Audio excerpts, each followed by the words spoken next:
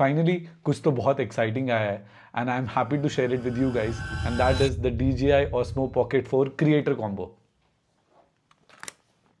ये मेरी वाइफ ने खुद के पैसों से लिया है और इस वीडियो में हम इसका प्रॉपर अनबॉक्सिंग करने वाले हैं and we are going to also talk about the initial impression. Now as you can see इसका बॉक्स ऑलरेडी ही थोड़ा ओपन है, is because this was Amazon's open box delivery. तो Amazon वाले भैया ने खुद से खोल दिया था to check for physical damages, but I do have that video so you can have a look.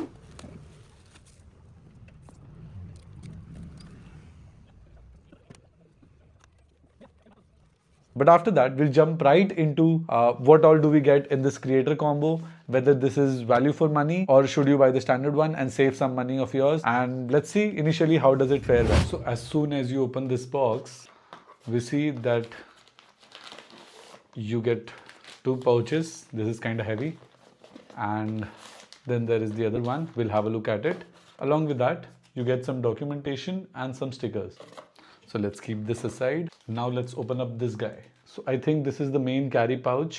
Let's open this up. Firstly, we have our camera. Okay, this is pretty cool, pretty nifty. Then we have an extra light, basically for your low light movements so that you have light on yourself. Then we have one dead cat, the second dead cat, and we have the DJI Mic 3 which comes with the creator combo. I'm pretty excited to test this out as well, by the way. So in this packet we have two things. One is clip for the Mic 3 and the magnet for the mic. I'm guessing this is the tripod. Yup.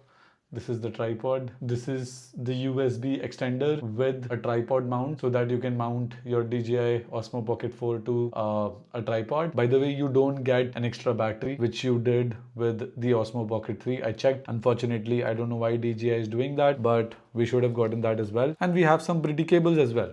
So one cable is Type-C to Type-C. I guess this is to charge the camera. This is the charging cable to charge your DJI Mic 3 because it doesn't charge via USB Type-C. So we got to use this cable. It has connector pins. Okay. So this is also quite neat. So this is a wrist strap basically to hold your Osmo Pocket 4 so that you don't lose it easily, which is also a nice touch. And then, okay, this is something I was looking forward to, which is a magnetic wide angle lens for the DJI Osmo Pocket 4 so that you get a wider view. And then the last thing, I think this is a handy carrying case which you can use for short trips if you don't want to carry this bulky thing. So you can just put your camera in there and a few accessories and you are ready to go. So yeah, that's all what we get in the creator combo. The initial impressions of DJI Osmo Pocket 4. I'm using it with the DJI Mic 3 that came with it because it's extremely windy here in Bangalore right now, but it looks awesome. I mean, the dynamic range seems really good. For example, yeah, it does. And as we walk, of course, because of this gimbal, the video is extremely stable. But if you're curious and you want to hear what it sounds like without the mic, this is what it sounds like without the mic. And I hope it's decent at least. But let's put the mic back on and let's do some more testing. So I'm just enabling the active track right now so it doesn't move me out of the frame. Now let's walk for a little bit and see how the stabilization fares. It seems to do a really good job. So now we will try and run for 5 seconds.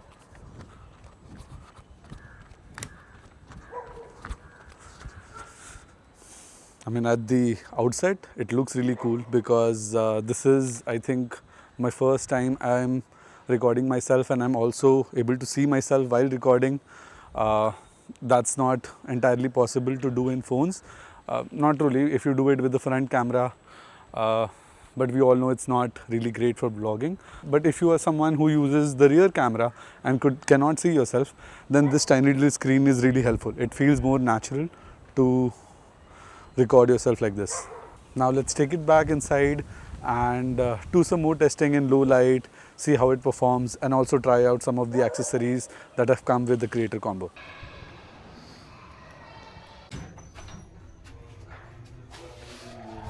Now that we are inside, let's test out the features more intensively. By the way, एक चीज जो मैंने अभी अंदर आते ही की वो ये है कि I don't know if you can see was apply a screen protector to the screen. Now let's start exploring.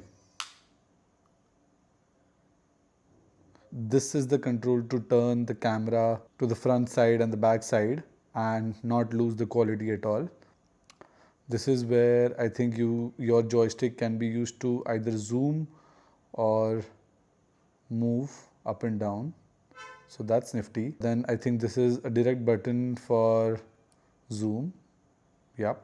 But I know not all of you guys are interested in these, but let's test out some cool new features and some of the accessories and wrap this up. So the first thing that we have spotlight follow. I actually did a little bit of fiddling around to figure this out. So what you have to do is like you have to add a subject here. So if I click on adding a subject, so it will, for example, capture my face. Let's say it recognizes. Yeah. So now I am registered as a subject. So if I start a recording now, so as soon as the recording starts and the camera sees my face as the subject, which it is doing right now, the active tracking will be enabled. And now in whichever direction I move, it will follow me.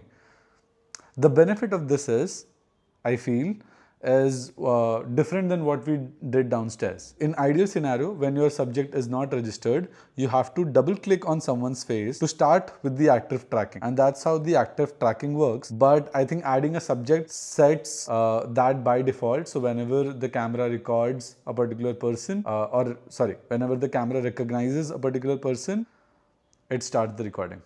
Now let's try the second one, which is the dynamic framing. I haven't figured this out entirely, but let's see. So for example, right now this is the focus frame. So if I'm on that particular focus frame and I start the recording, so now I think that frame remains constant even if I move. Like I become a part of that particular frame, which is also sort of cool. As you can see here, hello. So even if I move to the extreme left, I'm still on the right hand side of the particular frame. We'll deep dive more into this as we move forward with the exploration with the camera.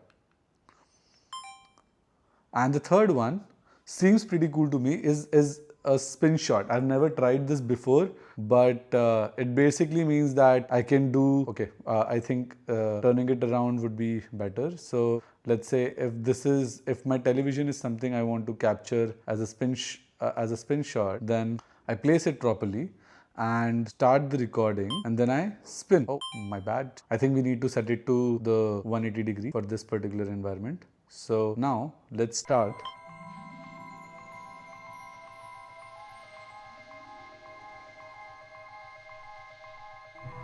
But of course, inside the home, there are certain limitations to all of this.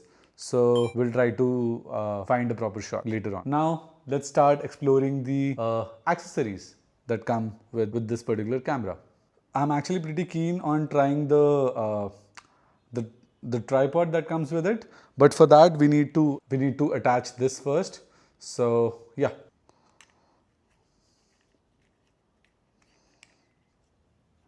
And now it is ready for action. So I can just place the camera anywhere and record myself. That's cool. Yeah, I can place it here. I can place it here. I can also place it here. It's nice. It's quite handy and small. So unlike traditional tripods like this guy, you don't have to worry about carrying a lot of bulk. Now let's try out the low light performance of the camera. We'll also try to see the low light differences by attaching the light to see what kind of difference it makes. So this is how it records in a fairly home light kind of a situation. Now let's move on further to a low light zone and see what's the quality like.